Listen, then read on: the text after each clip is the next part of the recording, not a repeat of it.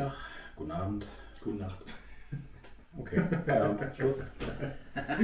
Nein. Hallo Leute. Ja, wir melden uns nach einiger Zeit mal wieder. Im Moment steht bei uns ganz hoch im Kurs Konflikt 47. Deswegen haben wir uns ein bisschen mehr vorbereitet. Wir sind ein bisschen mehr am Malen gewesen und sind wenig zum Spielen gekommen. Dann kam die Urlaubszeit und ja, jetzt melden wir uns einfach mal mit den ganzen Themen zurück, die uns beschäftigen. Hauptsächlich Bolt Action. Oder? cool. Tatsächlich, ja, ich denke schon. Und zwar dritte Edition. Genau. Da gab es ja schon in diversen Foren oder sag mal Facebook-Gruppen schon hin und her, also haben wir so gesagt bekommen, nein, wir wissen es nicht. Aber es gab auf jeden Fall viel Diskussion und es wurde ja auch schon einiges released an Informationen auch, ne, wie einiges geändert wurde, was womöglich da alles passiert, was ganz interessant ist. Und wir finden das auch sehr interessant, was jetzt an Neuerungen bisher gekommen ist. Das erfüllt genau das, was wir in der zweiten Edition vermisst oder angesprochen haben. Und das wird eigentlich erfüllt und wir wollten das heute zum Anlass nehmen, da ein bisschen einzusteigen mit den Informationen, die wir jetzt haben. Und einfach mal random ein Spielchen machen. Genau, so ein kleines Spielchen ohne große Punktekosten. Wir haben einfach mal entsprechende Platoons zusammengestellt, damit wir uns einmal in die entsprechenden Armeeaufbaupläne einarbeiten. Sprich, du hast ein normales Rifle Platoon plus ein Armored Platoon aufgestellt. Ja. Und ich habe versucht, das Ganze ein bisschen anders anzugehen. Dementsprechend habe ich 2 Rifle Platoons, was mir dann die Möglichkeit eröffnet, 2 andere Platoons hinzuzunehmen. Und da werde ich einen entsprechenden Artillerie-Pack-Support haben, also so ein Artillerie-Platoon. Und einen Heavy Weapon Platoon, was meines Erachtens ganz schön mächtig sein kann. Das werden wir euch gleich zeigen, weil ich da nämlich einiges reingepackt habe. Ich hoffe, ihr seid nicht ganz so böse, dass ich meine Amerikaner heute benutze und sämtliche Armee bzw. sämtliche Gattungen der Amerikaner zusammenmische. Das heißt, ich musste schon ganz schön zusammenwürfeln, weil die neuen Armeeaufstellungen natürlich sehr viel mehr Hardware eigentlich benötigen. Dementsprechend ja, musste ich alle meine MGs zusammenkratzen, alle meine Mörser und alle meine Bazookas. Und ja, das ist halt schon ein gemischtes Doppel, hätte ich fast gesagt, auf der amerikanischen Seite. Genau. Wir wollen jetzt nicht diese Neuigkeiten, die da von Walmart rausgehauen wurden, diese Intelligence Reports, nicht auseinanderkauen. Das macht auch keinen Sinn, weil das genau. ist ja nicht in Summe präsentiert, das sind ja nur einzelne Auszüge jetzt von dem Ganzen und das jetzt endgültig zu bewerten, das wird nicht funktionieren. Liegt auch nicht in meiner Macht, weil ich nicht das ganze Regelwerk kenne und das noch nicht angespielt habe. Deswegen, ja ich würde gerne die Neuerungen, die wir kennen, ausprobieren und Genau. deswegen sitzen wir hier zusammen und da wollen wir euch dran teilhaben lassen. Also, bis gleich. Ciao!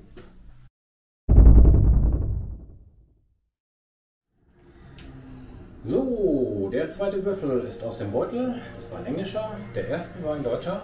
Der Deutsche hat seinen Hanomag aufs Feld gezogen mit einem Run. Der hat also ganz unbedarft hier sein Fahrzeug vorgezogen und hat leider nicht gesehen, beziehungsweise er war ja auch bis zu einer ganz langen Zeit versteckt, dass hier ein Bazooka-Team im Wald steht. Nach seiner Drehung und nach seinem Stehenbleiben auf der Straße möchte ich natürlich schön auf ihn schießen. Wir benutzen jetzt schon die neuen Waffenregeln bzw. die neue Schussphase. Wir haben da entsprechend natürlich gesagt, ich schaue noch mal eben drauf. Wir haben das Ziel natürlich erklärt, das heißt Declare Target.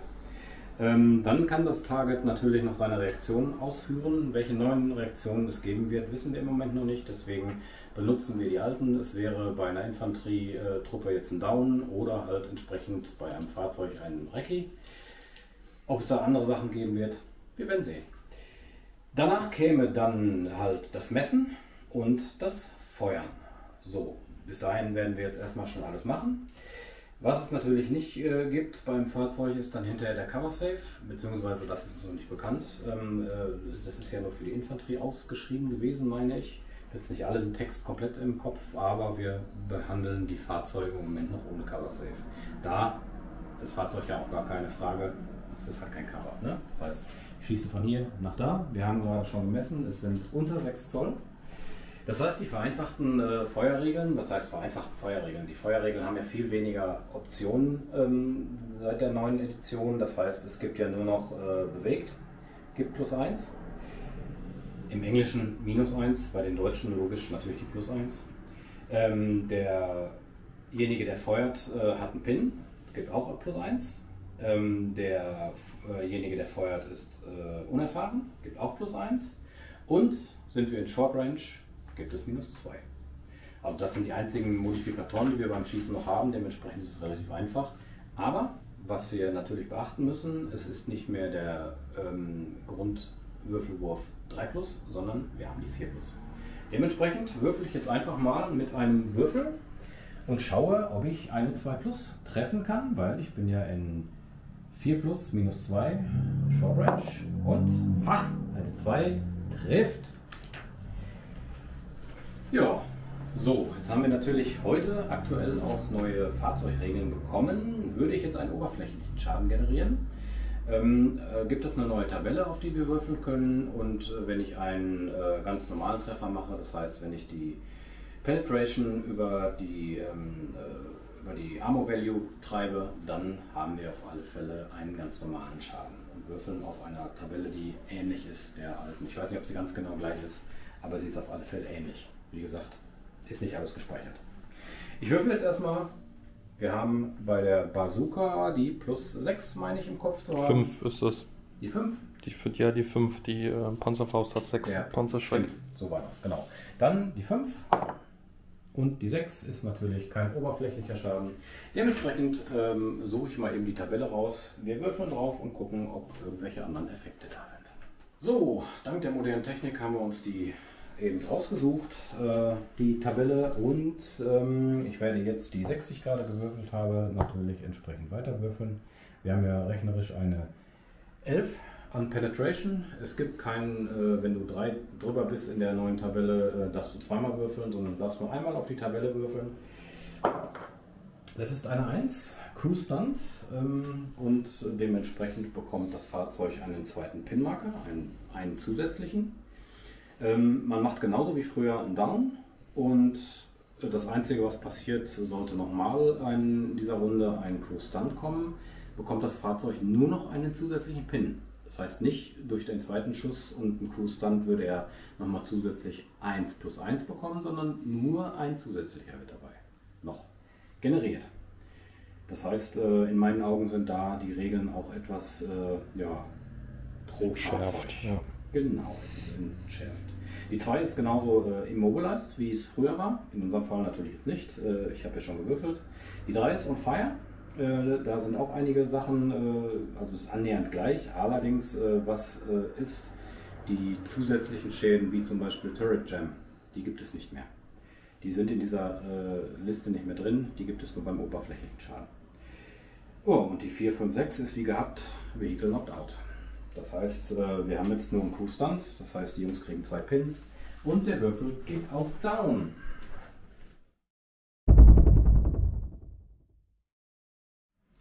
Okay, es geht weiter mit den Deutschen. Ich habe den Würfel gezogen, habe jetzt hier 2 Transporter in den Hanomag reingebracht, bin mit einem Vorrückenbefehl hier Straße bis hier hingefahren und will natürlich jetzt die entdeckten Amerikaner beschießen.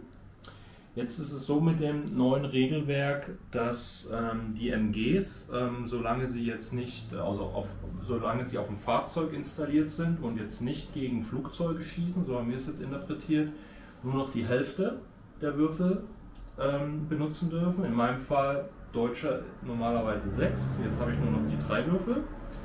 Wir haben gemessen. MMGs haben ja generell jetzt 6 Schuss. Stimmt. Ne? Die haben ja generell 6 Schuss. Ich weiß nicht, ob es in der neuen Edition auch die Hitlers Knochensäge hat. Ja, die gibt es jetzt in der zweiten noch, da wir keine Revidierung haben. Das heißt, das ist ja nicht aufgehoben. Ja. Hättest du theoretisch 7 Schuss tatsächlich sogar bei einem MMG. Gut, jetzt müssen wir noch diskutieren, runden wir ab, runden wir auf. Ja, wir runden ab. Wir bleiben bei 3 Würfeln. Wir bleiben bei 3, so wie es im Standard wäre. Richtig. Das heißt, du hast 3 Schuss. Genau. Und, wie wir es vorhin schon gesagt haben, wir haben viel weniger Modifikatoren. Genau. Also im Endeffekt, Reichweite zählt jetzt nicht, außer ich bin im Point Blank, bin ich aber nicht. Das sind 7,5 Zoll.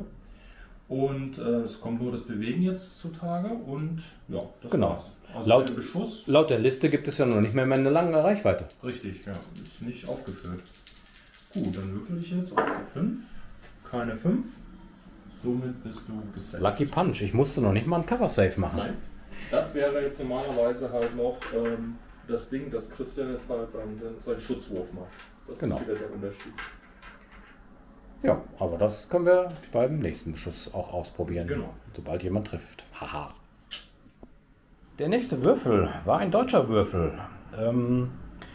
Der hat dann, da er mit seinem Hanomag vorhin nur ein Vorrücken gemacht hat, entsprechend seine Leute ausgekotzt. Und möchte jetzt auf mein Bazooka-Team schießen. Das finde ich nicht so fein, aber naja, was willst du machen? So, die Jungs stehen in Point Blank, das heißt, wir haben ja wieder einen Grund von 4+. In dem Team sind Gewehre und MGs und eine MP drin. Das heißt, die MP hat ja weiterhin die Sturmregel. Ich gehe mal davon aus, dass es immer noch so ist, dass es dann keinen Abzug für die Bewegung gibt. Das heißt, sämtliche anderen Waffen außer die MP treffen auf die 3 und die MP auf die 2. Da Point Blank -2 und die Bewegung +1. Dementsprechend könnt ihr euch denken, was jetzt passiert. Aber naja, dann geht's mal. Gut, die MP sieht schon mal gut aus. Oh, hier die alte aufgehende Sonne. So, und die restlichen auch. Da sehe ich noch eine 2. Da sehe ich noch eine 2. Stimmt, ja, war ja auf 3. Ja. Auf die 3, genau, nur die MP auf die 2. Das heißt, du hast? 1, 4, 5, 6, 7, 8 Treffer. Genau, jetzt hoffe ich natürlich, dass du meine regulären Truppen nicht verwundest.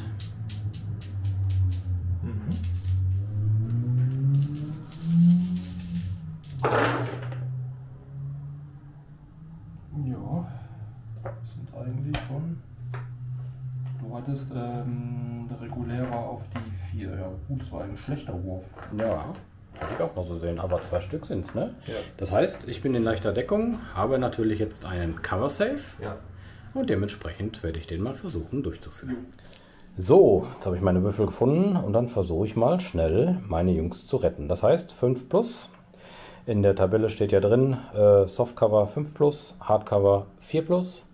Wenn sie down gehen würden, würden sie eine 5+ auf dem Feld bekommen und hinterm Cover entsprechend Plus. Das heißt, in Hardcover und Down wäre dann eine 2+, in Softcover und Down wäre eine 4+.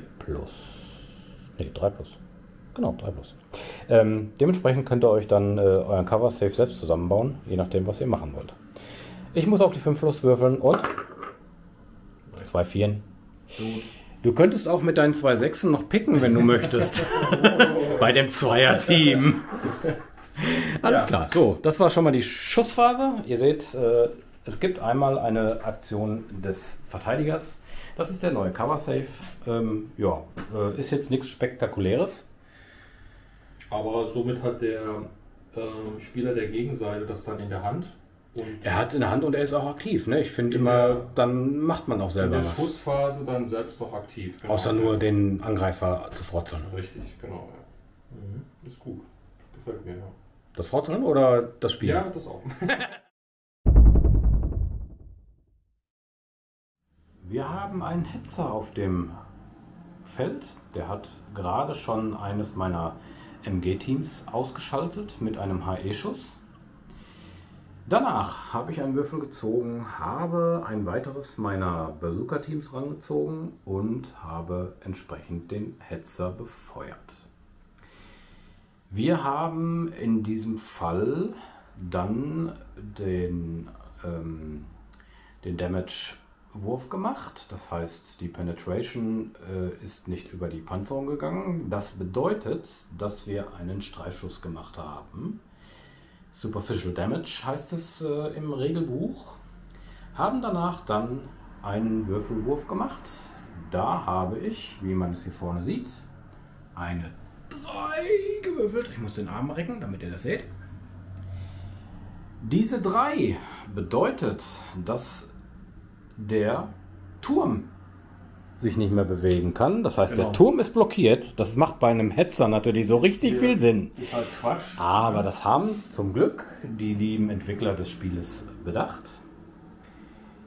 Der Herr Calvatore hat sich da gedacht, hat da keinen Turm, kommt einfach ein anderes Ergebnis heraus. Das heißt, dann haben wir eine 2. Wir haben nicht hundertprozentig alle Informationen, wie die neuen Fahrzeugregeln funktionieren. Deswegen nach den jetzigen Regeln würde dann in der 2 stehen, dass die Steuerung nicht mehr ganz richtig funktioniert des Fahrzeugs und du eine Drehung verlierst. Und wie ihr jetzt euch denken könnt, beim Panzerfahrzeug, wenn das jetzt in den Regeln auch nicht anders ist, aber mit den Regeln, die wir jetzt haben, gibt es nur eine Drehung. Und ja, das bedeutet jetzt für den Hetzer, er kann eigentlich nur geradeaus vorwärts fahren oder halt zurück. Genau. In dieser Option, wenn er die Drehung verliert, steht allerdings drin, wenn eine zweite von diesen Ergebnissen zutreffen sollte, dann ist es immobil. Ja. Das wäre dann die Nummer 5. Das heißt, man hat so ein bisschen Querverweise in den ganzen Sachen und sie haben scheinbar so annähernd alle Sachen auch dann so ein bisschen bedacht. Richtig. Genau. Das ist schon mal sehr nett und ja, der Hetzer kann sich jetzt noch vorwärts bewegen, aber nicht mehr drehen. Ja.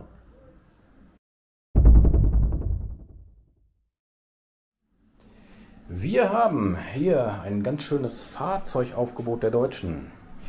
Gerade eben ist hier noch Ferdi Ferdinand reingekommen. Was ist das für Dinge? Elefant. Ein Elefant, genau. Ein Elefant, ja. Da wir ja diesmal nicht auf Punkte geguckt haben, haben wir einfach mal mitgenommen, wo wir Lust zu hatten.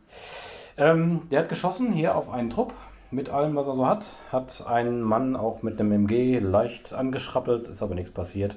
Das heißt, er lebt noch. Der Hetzer ist ja entsprechend, was hat man gesagt? Die Steuerung ist nicht in Ordnung, genau. Dementsprechend kann er nur noch geradeaus fahren. Hier ist ein Wirbelwind reingekommen, der hat auch eins meiner MG-Teams sofort zerfetzt. Der Hanomag hier ist getroffen worden von einem der 3 Mörser. Die 3 Mörser haben versucht, sich alle auf den einzuschießen. Da der ja auch nicht mehr wohin fahren kann, weil er immobilisiert ist, ja, habe ich da relativ leichtes Spiel. Allerdings habe ich nur mit dem Mörser halt nur einen Immobilized herausgezogen. Die anderen beiden Mörser sind sich am Einschießen auf das Fahrzeug. Hier ist noch der Opel Blitz reingekommen. Der hat entsprechend auch seine Leute ausgespuckt, genauso wie gerade der Hanomag. Der Hanomag hat noch nichts ausgespuckt, glaube ich. Ne? Das ist ja auch kein Hanomag, genau, das ist ja... Panzeranklopfgerät. Genau, der hat ja nur das Panzeranklopfgerät. Ansonsten ist hier noch das Kommandofahrzeug reingekommen. Der hat mit seinem MG hinten auf einen meiner amerikanischen Trupps geschossen. Ansonsten ja, habe ich hier und da ganz gut mit meinen Bazookas getroffen oder mal geschossen, hat aber nichts großartig gemacht. Des Weiteren auch hier mit meiner schweren Waffenbatterie, das heißt hier die Pack und die Haubitze, habe ich auch versucht, das Fahrzeug, den Hanomag mit dem Panzeranklopfgerät ein bisschen zu demolieren. Das hat leider nicht so wirklich funktioniert. Und ansonsten sind hier ja meine Fallschirmjäger mal ein bisschen rübergelaufen, um ein bisschen die andere Flanke noch zu sichern. Ja, und alles andere zieht sich so leicht zusammen. Auf alle Fälle schon mal zu sagen, dass die Regeln, die wir V3 technisch jetzt durchgespielt haben, eigentlich genauso flüssig funktionieren wie die von V2. Ja. Und dementsprechend machen wir einfach mal mit der nächsten Runde weiter. Genau. Die Runde 2 ist zu Ende. Der Chris klaut schon die ganzen Würfel. Ja. Und dementsprechend der Panzeranklopfer ist vorgefahren. Hat bei meiner Pack auch angeklopft. Hat mit einem HE-Schuss auch getroffen, aber nichts verwundet. Danach ist dann irgendwann hier der Soldatentrupp gekommen und hat mir meine 2 Jungs weggeschossen. Aber der tapfere Packschütze ist stehen geblieben mit einer 3 beim Moraltest. Die Pack als auch die Haubitze haben beide auf das Fahrzeug mit dem Panzerklopfgerät geschossen, haben beide nicht getroffen. Hier hat sich was getan. Der Elefant, der gute alte Ferdi, hat eine Bazooka frontal abbekommen, hat einen oberflächlichen Schaden erhalten und dadurch ist er genauso wie der Hetzer nicht immobilized, sondern die Steuerung ist defekt, genau. Ja, man muss sich an die neuen Sachen noch gewöhnen. Ja, und auch der kann sich nicht mehr drehen, weil er ja vom Zug aus nur eine Drehung hat. Das heißt, der Junge bleibt gerne stehen. Weil er sich natürlich so hingestellt hat, dass er sich im Grunde nur noch 3-4 cm vorbewegen kann und dann entsprechend im Obstacle steht. Das Einzige, was wir noch mal überlegen müssen, wie war das mit Wälder kaputt fahren? So ein dicker Panzer kann doch eigentlich auch Bäume umfahren, ne? Da gab es doch auch irgendwelche Regeln, aber naja, das ist jetzt erstmal... Er kann zumindest, glaube ich, auch so Hindernisse überfahren, aber ich weiß nicht, wie das bei kompletten Wäldern ist. Ja, gut. Wir gehen jetzt mal davon aus, dass wir das nicht einsetzen, weil... Genau. Weiter im Text. Hier vorne ist ein Trupp Amerikaner, der nach vorne gegangen ist. 2 Trupps, das heißt das MG, als auch ein Schützentrupp, der hier hinten steht im Wald, haben auf den Wirbelwind geschossen und entsprechend 2 Pins verteilt. Der Wirbelwind hat vorher meinen Trupp hier am Wald dezimiert auf die Hälfte. Ich habe aber auch da den Moraltest zum Glück bestanden. Hier vorne in den Kisten hat mal ein Bazooka-Team gestanden. Das hat allerdings der Hetzer auf dem Gewissen. Ich glaube, mit der Pack war es, ne? Mhm. Genau, der hat seine Pack da reingeschossen und entsprechend mit HE die Jungs getötet. Die 3 Mörser haben alle auch nochmal auf den Hanomag geschossen und wie ihr seht, der ist kaputt. Das waren jetzt die größten Geschichten. Ansonsten hat das MG hinter der Sandsackstellung. Es ist spät, verzeiht mir, und es ist auch ein schweres Wort. Hier vorne nochmal auf den Trupp geschossen. Das waren vorher noch 3 Leute. Der Trupp selber hat einen Rallye gemacht danach und war eher mäßig. Ja. Es war eine 1+1. Dementsprechend sind es noch 4 Pins. Ansonsten, ja, haben wir diesmal wieder mit Stoppwürfeln gespielt und wir haben nicht den kompletten Würfelbeutel gekillt. Dementsprechend haben wir hier unsere 3 Stoppwürfel gezogen und die zweite Runde beendet. Genau, das macht das Ganze immer ein bisschen spannender, gerade wenn man solche Schlachten macht. Es wird sehr dynamisch und man muss sich überlegen, was man zuerst tut. Alles klar, dann räumen wir mal auf und machen die dritte Runde. Ja. Ende der Runde 3 und wir sind leider schon am Ende unseres Lateins. Der Elefant, der alte Ferdi, der hat 3 Pins und darf sich ja nur noch vor und zurück bewegen. Dementsprechend haben wir uns hier entschieden, ist er im Grunde genommen nicht mehr fähig, was zu machen. Hier stehen die Amerikaner am Transporter. Da sind ja die Regeln annähernd gleich geblieben, die heute veröffentlicht worden sind. Dementsprechend ist der gerade am Ende der Runde auch kaputt gegangen. Der Hanomag war ja vorher schon durch einen Mörserschuss kaputt gegangen. Der Hetzer hat das gleiche Problem, der kann sich nur noch vor und zurück bewegen. Das bedeutet, er wird nur noch gegen den Wirbelwind oder nach hinten gegen das Waldstück. Dementsprechend ist der auch ausgeschaltet. Wer sich ganz gut geschlagen hat, ist tatsächlich hier der alte Kommando Kübel. Ja, der hat auch jederzeit noch ein kleines bisschen was ausgeteilt. Das Anklopfgerät ist durch meine Artilleriebatterie auch irgendwie nie zum Erliegen gekommen. Dementsprechend auch das hat sich sehr gut geschlagen. Die Soldaten hier haben auch eine Pack in der Deckung relativ gut weggeschossen. Und ansonsten ja, habe ich hier vorne noch einen Trupp erschossen, der sich sehr lange gehalten hat. Da haben gerade meine Offiziere drauf geschossen. Ansonsten habe ich nicht sehr viel ausgerichtet diese Runde. Sehr viel, ja, durch die Mörser auch. Ne? Genau, sehr viel durch die Gegend geschossen worden, aber nicht viel ausgerichtet. Aber das macht gar nichts. Nichtsdestotrotz kann der Chris nicht mehr sehr viel ausrichten, dadurch, dass sehr viele seiner Fahrzeuge immobil sind. Ja. Was nach den neuen Regeln ja scheinbar relativ schnell ging oder wir Glück gehabt haben mit den Würfelwürfen. Das werden wir beim nächsten Mal nochmal rausfinden. Wir werden ein Rückmatch machen. Gleiches Szenario, das nächste Mal werden wir nur richtige Armeen machen, nicht mit den Armeelisten. Genau, dementsprechend werden wir da nochmal ein Rückmatch machen. Ja, dann würde ich sagen, bauen wir schnell die Kamera um und wir machen ein Fazit.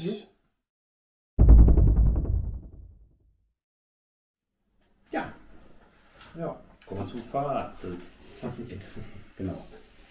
Ja, was hat dir gut gefallen oder was ist dir überhaupt so aufgefallen? Was hat sich eigentlich gut oder schlecht angefühlt in deinen Augen? Gut angefühlt hat sich tatsächlich die neue Schussphase, dadurch, dass man so ein kleines bisschen Initiative auch als Beschossene hat. Finde ich das gar nicht so schlecht. Das ist natürlich nur der Fall, wenn du entsprechend was zum Würfeln hast. Das heißt, auf freier Fläche hast du ja überhaupt keine Handhabe. Ja. Und wir hatten ja so annähernd auch jeden Fall. Ich hatte jetzt leichter Deckung und Down mit einer 3. Wir hatten mit einer 4 mit einer harten Deckung und wir hatten leichter Deckung und wir hatten nur Downs. Also die Fälle waren alle da. Und es hat relativ gut funktioniert. Das heißt, ja, trotzdem werden Leute erschossen, trotzdem funktioniert das. Und wenn man die Würfelwürfe dagegen sieht, habe ich jetzt so von der Menge von den sterbenden Figuren nicht mehr oder weniger gehabt. Dadurch, dass der Grund auch einen höher ist, man weniger Modifikatoren hat, spielt sich das Ganze meines Erachtens tatsächlich flüssig. Ich will jetzt nicht sagen flüssiger, als wenn du deine anderen Sachen alle im Kopf hast, aber manchmal hat man ja auch kleines Team vergessen oder. Solche Sachen passiert hier tatsächlich jetzt nicht, weil du relativ wenige Modifikatoren hast. Deswegen funktioniert das eigentlich relativ gut, finde ich. Das mit den Fahrzeugen fand ich auch relativ plausibel. Das heißt, dass das Soft-Skin-Fahrzeug jetzt wieder kaputt geht, sobald man einen entsprechenden Damage Roll macht. Erfolgreichen, dass man nicht erst wieder auf eine Tabelle würfeln muss. Das war schon sehr hinderlich, wenn man viele Soft-Skins auf dem Feld hatte in der zweiten Edition, fand ich immer. Gut finde ich tatsächlich, dass die Soft-Skin-Transportfahrzeuge genauso behandelt werden wie vorher. Aber es jetzt ja die Option gibt, wenn ein Armored Vehicle, das heißt hier so ein Sonder-Kfz oder ein Brenncarrier oder so, Leute transportiert hat, es jetzt leer ist, kann es einen Moraltest machen, um nicht kaputt zu gehen, wenn eine fremde Einheit die nächste ist. Das finde ich gar nicht so schlecht, weil diese Fahrzeuge sind ja zum Teil auch als Feuerunterstützung gedacht gewesen. Ja. Das heißt, die haben ja im Grunde genommen Trupps begleitet. Ja, deswegen, das fühlt sich eigentlich auch sehr gut an. Der ganze Armeeaufbau gefällt mir auch sehr gut. Das heißt, so diese ganze Armeeplanung. Ja, was ein bisschen gewöhnungsbedürftig ist tatsächlich, ist die Geschichte mit, jetzt habe ich gerade einen Hänger. Mit den Waffenreichweiten war für genau, mich jetzt die Reichweite, genau, die Reichweite. Das ist so, auf der einen Seite, das stimmt, du kommst halt schneller durch mit dem Würfeln. Auf der anderen Seite, aber wie gesagt, das ist ja nur ein Auszug der Regeln, die wir jetzt vorliegen haben. Es kann ja sein, dass ja da irgendwo noch Sachen beistehen, aber aktuell hatte ich jetzt das Gefühl, dass es vollkommen egal ist, mit welchen Waffen ich schieße. Ne, aber eigentlich hat ja eine MP trotzdem eine geringere Reichweite wie ein reguläres Gewehr jetzt. Ne? Und das fehlte jetzt aber. Man hat nicht mehr diese halbe Reichweite, ne? Man hat nur noch diese Maximalreichweite. Genau. Und das vereinfacht das Ganze, aber es fühlt sich im Moment noch sehr komisch an. Ja, und macht dann auch, ist dann auch total egal, wie du jetzt deine Leute ausrüstest. Ne? Ich glaube, da wird noch was drinstehen. Das war jetzt nur, also das ist, glaube ich, der einzige negative Punkt, der mir jetzt ein bisschen aufgefallen ist. Was ich gut fand, war wirklich, dass man jetzt klar deklariert in dieser Schadenstabelle mit diesen Türmen, dass man da immer gewürfelt hat. So, man hat ja aber auf der Fahrzeugschadenstabelle natürlich auch für Selbstfahrerfetten gewürfelt, die keine Türme haben. Man hat aber auch für gepanzerte Fahrzeuge gewürfelt, die keine Türme haben. Und da war dieser Punkt mit Würfel auf die, ob ein Turm sich noch dreht oder nicht, obsolet. Ne? Deshalb hat man auch diesen Punkt immer schnell vergessen, auch wenn man jetzt für ein Panzerfahrzeug gewürfelt hat. Ne? Ach ja, man hätte ja noch für Türme würfeln müssen. Und das finde ich gut, dass man das da jetzt nochmal unterscheidet, weil ja, es hat ja zwei Selbstfahrerfetten von mir im Prinzip vollkommen gestört in ihrer Bewegung, dass sie jetzt halt nur noch in eine Richtung fahren konnten. Finde ich auch gut, dass man das daran halt gedacht hat. Ne? Genau. Ja, dass die Packs auch so ein bisschen hervorgehoben werden, wenn sie gegen Fahrzeuge schießen, finde ich auch gar nicht schlecht. Man bekommt ja eine +1 auf den Würfelwurf, beziehungsweise eine -1. Ja. Das finde ich gar nicht schlecht, weil die Packs doch sehr, waren so kleine Stiefkinder, glaube ich, in der zweiten Edition. Ich habe es selbst auch nicht gespielt und das ist ja auch der Punkt, was Sie ja angesprochen haben, dass man dann jetzt dazu kommt, eher diese Sachen auch wieder zu spielen, weil sie halt irgendeinen Bonus haben und für einen dann auch wichtig werden auf dem Spielfeld. Ne? Ja. Und das finde ich schön. Finde ich gut. Ja, die Frage ist jetzt natürlich, dadurch, dass man so viele Offiziere durch die ganzen Züge, die man einsetzen muss, die Platoons hat, ob da noch neue Regeln kommen in diese Richtung. Das wäre natürlich auch noch sehr interessant, weil ich mit den 4 Platoons natürlich alleine schon 4 Offiziere auf dem Feld hatte. Ja, da ist die ganz große Frage, was erwartet uns noch? Ich glaube, gespannt sind wir so und so. Es dauert ja nicht mehr allzu lange, Ende September kommt das Buch ja, hoffentlich. Was ich noch nicht gefunden habe als Information, ob es eine deutsche Version, eine spanische, eine französische geben wird, wie es vorher war. Falls das einer gelesen oder gehört hat, schreibt es gerne mal unten in die Kommentare. Mich würde es wirklich echt interessieren. Ja, was mich auch noch interessieren würde, weil das fiel uns auch nochmal eben auf, gerade speziell zu den MGs, weil da ja eine Halbierung stattgefunden hatte bei den Fahrzeug-MGs und beispielsweise die Deutschen ja so das MG ja praktisch in den Fraktionsregeln verankert haben, ob da halt nochmal was passiert allgemein an den Fraktionsregeln, dass da nochmal geschraubt wird, weil wenn du jetzt hier 3 Schuss weniger hast, ist es für die deutsche Fraktion ja schon wieder ein ganz schöner Malus, ja, weil das die Frage ist halt, ob die Knochensäge noch Bestand hat, ne? Ob das in dem neuen Armeebuch dann kommt. Ja gut, da ist natürlich eine ganz große Glaskugel lesen. Im Moment, ich weiß nicht, in welche Richtung die neuen Armeebücher gehen, ob die ganzen Kategorien so bestehen bleiben, wie sie bisher da sind. Wir lassen uns einfach mal überraschen, würde ich sagen. Ne? Lass jetzt erstmal die neue Edition kommen, dann geht es ja erstmal dran, die Regeln zu lernen und die Regeln gedanklich umzusetzen.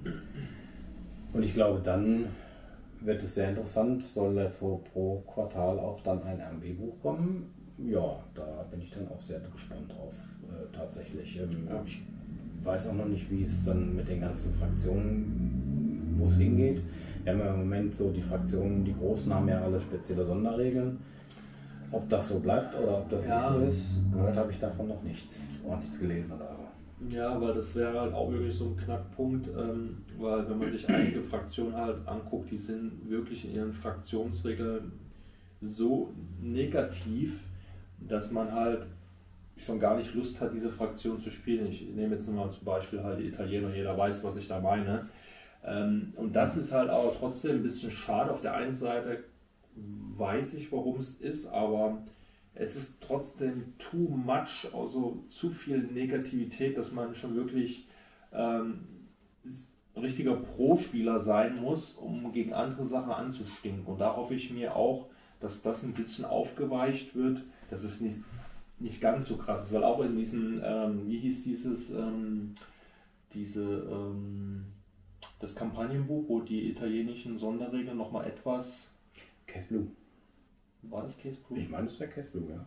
Ich weiß es nicht. Auf jeden Fall wurden die Armee-Sonderregler da nochmal ein bisschen angepasst, aber auch jetzt nicht so krass, dass man jetzt sagen würde, yeah, ich freue mich, die Italiener zu spielen. Weißt du, das hat mir so ein bisschen im Nachhinein doch schon Spaß auch ein bisschen an den Italienern genommen, weil man ist extrem beschäftigt gewesen, dass man auf einem normalen Stand bleibt. Ja, du musst das immer im Auge behalten. Ne? Du hast natürlich auch den Vorteil, wenn du 3 Einheiten mehr tötest als Italiener, dass du natürlich den Bonus bekommst, den Moralbonus. Ja, ne? ja, da muss man halt vielleicht dann eine entsprechende Spielvarianz reinbringen, dass man vielleicht auch erst auf kleine Teams geht, damit du dann entsprechende Würfel aus. Ja, aber ich denke mal, ja, ist schwierig. Da kann man jetzt auch wieder, ich denke, viel rein interpretieren und spekulieren auch. Da müssen wir einfach abwarten. Ne? So sieht das aus. Auch, ja. Genau. Ja, aber wie gesagt, unterm Strich hat es uns bisher sehr gut gefallen, was da kommen wird. Gut, was noch alles im Buch drin steht, wie gesagt, ist Glaskugel lesen. Wir werden es uns einfach mal zu Gemüte führen, sobald die Bücher draußen sind. Genau. Aber im Grunde können wir eigentlich sagen, es ist nicht schlecht. Nein. Nein, also das... Also wir haben jetzt 3 Runden gespielt, wir sind am Ende der 3. Runde gewesen und nach der ersten Runde war alles schon total flüssig. Ja. Ne? Also da kommt man schnell rein, die Änderungen, die jetzt da sind, und kann allen nur ans Herz legen, probiert sie selber mal aus, dann wisst ihr, wovon wir sprechen. Und ja, würde einfach sagen, wir sehen und hören uns das nächste Mal. Genau. Wenn wir auf unserem Kanal wieder sind und ja, ich muss sagen. Ach, scheiße, es ist spät. Es ist spät. Es ist einfach spät. Und es ist vor allen Dingen auch wieder warm. Hier wieder schön im Dachgeschoss. Deshalb verzeiht uns das. Genau. Alles, was ihr wissen wollt, in die Kommentare rein. Glocke, abonnieren, was weiß ich. Und wir sehen uns im nächsten Video. Macht's gut. Ciao. Ciao.